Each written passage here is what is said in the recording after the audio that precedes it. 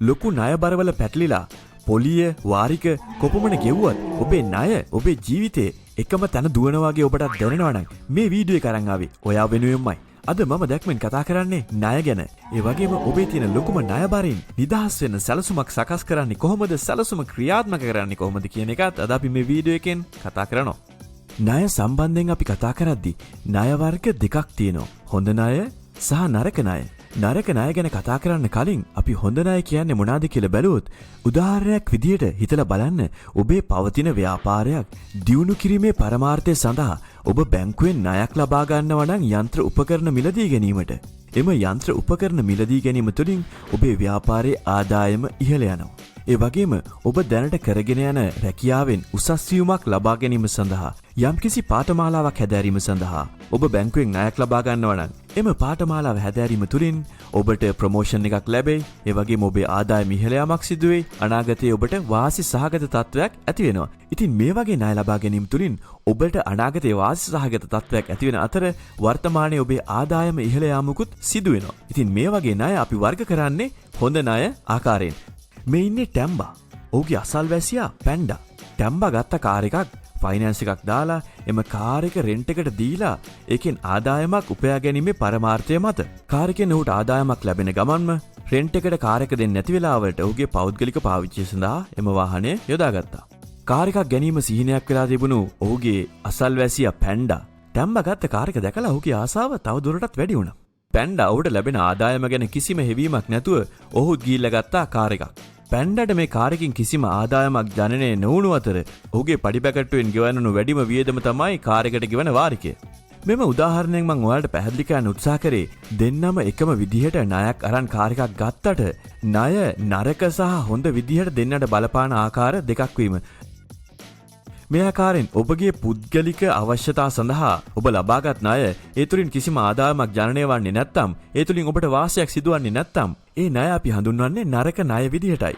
ඉතින් ඔබේ ජීවිතයේදී මේ වගේ නරක ණය ලබා නොගන්නා තරමට තමයි ඊටාම හොඳ වන්නේ. නමුත් ඔබ මේ වන විටත් නරක ණය වලට පැටලිලා ඉන්නවනම් අද අපි මේ වීඩියෝ එකෙන් සාකච්ඡා කරන්න යන්නේ මේ ණය මානසික ආතතියකින් තොරව ගෙවලා ඉවර කරගන්නේ කොහොමද කියන කාරණා සම්බන්ධයෙන්. එහෙමනම් අපි කරුණු වලට යන්න කලින් අපේ දැක්ම channel එක තාමත් ඔයා subscribe කරලා නැත්නම් ඒ ගැනත් පොඩ්ඩක් හිතලා බලන්න. හරි. ණය ගැන කල්පනා කර කර හිතින් දුක් විඳපු කාලේ ඉවර කරලා ණය ගෙවන්න පටන් ගන්නයි දැන් අපි යන්නේ. ඔබ මුලින්ම කරන්නට අවශ්‍ය කාරණය වන්නේ සෙනසුරාදා හෝ ඉරිදා දවසක නිවි සැනසille ඔබ තේ කෝප්පයක් බොන ගමන් කොලයක් පෑනක් අතට අරගෙන ඔබේ ණය සම්පූර්ණ විස්තර ඇතිව එම කොලේ සටහන් කිරීමට අවශ්‍යයි. මේදී හිතලා බලන්න ඔබේ ක්‍රෙඩිට් කාඩ් එක, ඔබේ ෆයිනෑන්ස් එක, ඔබේ මෝගේජ් එක, ඔබේ යහළුවන්ගෙන් අතමාරුවට සල්ලි ඉල්ලන් තියනවා නම් මේ හැම දෙයක්ම හැම සතයක්ම මෙම කොලේ සටහන් කිරීම අවශ්‍යයි. මෙහිදී ඔබේ මුළු ණය මුදල, ඔබ ගෙවන වාරිකය, පොලි අනුපාතය ඇතුළු සියලුම විස්තර පිළිවෙලට සටහන් කර ගැනීම අවශ්‍යයි. ඔබට තේරෙනවා ඇති අපි මෙහිදී කරන්න උත්සාහ කරන්නේ හොඳින් සංවිධානය වීම සහ සැලසුම් කිරීමයි. මොකද සමහර අයට තියෙන ගැටලුවක් තමයි තමන් ණය වෙලා තියෙන මුළු ණය ප්‍රමාණය කොපමණක්ද කියන එක සංඛ්‍යාවකින් ඔහු දන්නේ නැහැ. ඔහුට එය දැනගන්න උවමනාවකුත් නැහැ. ඔහු හිතාමතාම එය අමතක කරනවා ඔහුගේ මානසික සුවය සඳහා. නමුත් අපි මෙහිදී කරන්නේ හොඳින් තොරතුරු රැස් කර සංවිධානය වෙලා හොඳ ප්ලෑන් එකක් හදාගෙන අපේ ණය ගෙවන මිෂන් එක කම්ප්ලීට් කරන්නයි. සමහර විට ඔබේ තියෙන ණය ප්‍රමාණය අනුව ඔබට මේ මාසෙකින් දෙකකින් කරන්න පුළුවන් වැඩක් නෙමෙයි. අවුරුද්දක්, අවුරුදු දෙකක්, අවුරුදු 3ක් කාලයක් තුරා ඔබේ ණය ගෙවාගෙන යන්නට සිදු වේවි. ඒ කාලය පුරාවට කැපකිරීම සහ මහන්සි වීම ඔබට කරන්නට සිදු වේවි. නමුත් මේ ජීවිත කාලය පුරාම යන ක්‍රියාවලියක් නොවේ. එම කාල සීමාව, එම අවුරුදු කීපය තුළ කැපකිරීම සිදු කරමින් ඔබේ ණය බේරලා ඉවර කරාට පස්සේ ඔබට මානසික සුවයක් සහ ආර්ථික වශයෙන් ඔබට ලොකු සහනයක් ලැබේවි. හරි.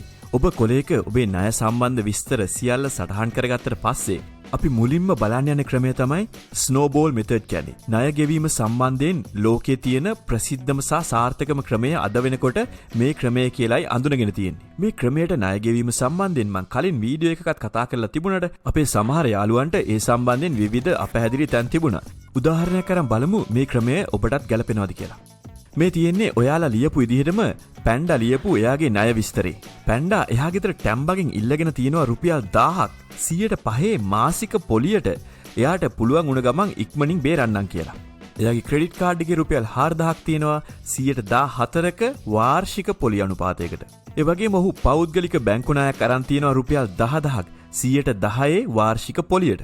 ෆයිනෑන්ස් කරලා ගත්ත කාර් එකට ලක්ෂ 5ක් ගෙවන්න තියෙනවා 11% වාර්ෂික පොලිය අනුපාතයකට සහ ඔහුගේ නිවාස ණය තියෙනවා ලක්ෂ 15ක් 5% වාර්ෂික පොලියට. ඉතින් පැන්ඩා ඔහුගේ මාසික පඩි පැකට්ටුව ලැබුණු ගමන්ම බොහොම අමාරුවෙන් ඔහුට තියෙන ණයවල මාසික වාරික ටික එකතු කරලා ගෙවාගෙන යනවා. ක්‍රෙඩිට් කාඩ් එකට රුපියල් 400යි, බැංක් ලෝන් එකට 800යි, ෆයිනෑන්ස් එකට 13000යි, නිවාස ණයට 35000යි. මෙහිදී ඔහුට අවශ්‍ය කරලා තියෙන්නේ ඔහුට තියෙන සියලුම ණය හැකි ඉක්මනින් ගෙවලා ඉවර කරන්න. එහෙමනම් අපි මුලින්ම ගෙවලා ඉවර කරන්න ඕන ණය මුදල මොකක් කියලාද ඔබට හිතෙන්නේ? තාර්කිකව බැලුවොත් ක්‍රෙඩිට් කාඩ් එකේ තමයි වැඩිම පොලියක් ගෙවන්නේ. ඒ නිසා ක්‍රෙඩිට් කාඩ් එක මුලින්ම ගෙවන්න ඕන කියලායි හැමෝටම හිතෙන්නේ. නමුත් ස්නෝබෝල් මෙතඩ් එකේදී පොලි අනුපාත පිළිබඳ සැලකීමකින් තොරව අපි තෝරගන්නේ අපිට තියෙන කුඩාම ණය මුදල. ඒ කියන්නේ මෙහිදී අපි තෝරගන්නේ ටැම්බට තියෙන රුපියල් 1000ක ණය මුදල. පැන්ඩට ඔහුගේ අනිකුත් සියලුම වියදම් සහ ණය වාරික පොලි ගෙවාගෙන යන අතරතුර ටැම්බට තියෙන රුපියල් 1000 ගෙවන්න නම් ඔහුට විකල්ප දෙකක් තියෙනවා. එකක් ඔහුගේ ආදායම රුපියල් 1000කින් වැඩි විය යුතුයි. එහෙමත් නැත්නම් ඔහුගේ වියදම් රුපියල් 1000කින් අඩු කළ යුතුයි. ණය ගෙවීම සිදු කිරීම සඳහා වැදගත්ම කොටසක් වන මෙහිදී ඔබේ වියදම් කපා හැරීමට බැරි තරම් අත්‍යවශ්‍ය දේවල් නම් ඔබට සුළු හෝ අමතර ආදායමක් ලැබෙන ක්‍රමයක් සොයාගත යුතුයි. ඒ සම්බන්ධයෙන් ඔබට අදහස් ගන්න අවශ්‍ය නම් අපේ දැක්ම channel එකේම මේ වීඩියෝස් බලලා ඔබට පුළුවන් අමතර ආදායමක් උපය ගන්න ගොඩක් අදහස් අලුතෙන් හොයාගන්න. හරි. පැන්ඩට පුළුවන් වුණා පළවෙනි මාසේ රුපියල් 500ක් ඔහුගේ වියදම් කපා හැරීම තුලින් ඉතුරු කරගන්න. 500 ගානේ මාස දෙකකින් ඔහුගේ යාළුවාගේ ණය වලින් නිදහස් වුණා. ඊළඟ මාස කිහිපයේද වියදම් කපා හැරීම තුලින් ඉතුරු කරගත් රුපියල් 500 ඔහුගේ ක්‍රෙඩිට් කාඩ් එක ගෙවීම සඳහා යොදාගත්තා. මේ ආකාරයෙන් ක්‍රෙඩිට් කාඩ් එකත් ගෙවලා ඉවර කරන පැන්ඩා රුපියල් 900ක් මාසෙකට ඉතුරු වෙනවා. මොකද ඔහුගේ ක්‍රෙඩිට් කාඩ් එකේ වාරිකය 400 සහ ඔහුගේ වියදම් කපා හැරීම තුලින් එකතු වෙන රුපියල් 500ත් ඇතුළුව. ඒ ඉතුරු කරගත් 900ත් බැංකු ණයට ගෙවන 800ත් එකතුව 1700ක් ඔහු මාසික වශයෙන් ඔහුගේ පෞද්ගලික බැංකු ණය ගෙවාගෙන ගිහිල්ලා ඉක්මනින් එම බැංකු ණයත් ඉවර කරගන්න සමත් වෙනවා. දැන් ඔහුට මාසයක් අවසානයේදී රුපියල් 1700ක මුදලක් ඉතුරු වෙනවා. ඒ ඉතුරු වුණ 1700ක මුදල ඔහුගේ කාර්ගේ ෆයිනෑන්ස් එකේ 13000ක මුදලට එකතු කරලා 14700ක් වාරික වශයෙන් ඔහුගේ කාර්යකට ගෙවාගෙන යනවා. මේ ආකාරයෙන් වාරික ගෙවීම තුළින් කාර්ගේ ෆයිනෑන්ස් එක ඉවර කරන ඔහු අවසාන වශයෙන් ඔහුට තියෙන විශාලම ණය මුදල රුපියල් 35000ක නිවාස ණය මුදලට රුපියල් 14700ක මුදලක් එකතු කරලා 49700ක මුදලක් ඔහුගේ නිවාස ණය සඳහා ගෙවාගෙන යනවා. එම ආකාරයෙන්ම නිවාස ණයත් ඉවර කරන ඔහු ජයග්‍රහණය සමරනවා. මෙහිදී පැහැදිලිව සිතා බැලිය යුතු කාරණයක් වන්නේ මෙම ණය මුදල් ගෙවීම සඳහා ඔහුට උදව් වුණේ වියදම් කපා හැරීම තුළින් ඔහු ඉතිරි කරගත් රුපියල් 500ක මුදලයි. එමෙන්ම මෙහිදී පැහැදිලිය යුතු තවත් කාරණයක් තමයි ඔහුගේ ණය මුදල් පියවීමේදී අනිකුත් ණය වාරිකවලට කිසිම බලපෑමක් නැතිව එම වාරික ගෙවාගෙන යන ගමන් තමයි මෙම සියලුම ණය පියවීම සිදු කරන්නේ.